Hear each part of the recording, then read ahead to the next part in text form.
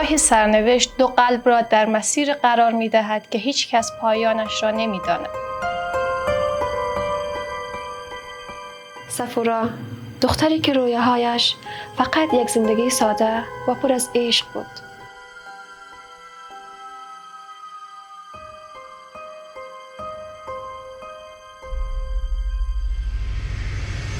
اما هر لبخندی سایه از یک طوفان را در دل خود پنهان کرده است.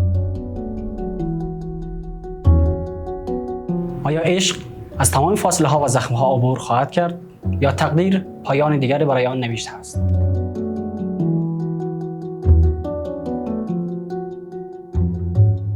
داستانی که گاهی لبخند را بر لبانتان می نشاند، گاهی اشک را بر چشمانتان و گاهی نفس را در سینه تان حبس می کند.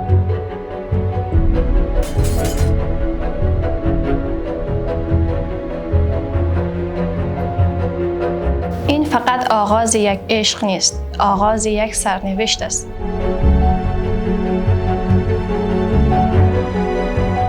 اما زندگی همیشه آنگونه که آرزو می‌کنیم پیش نمی‌رود.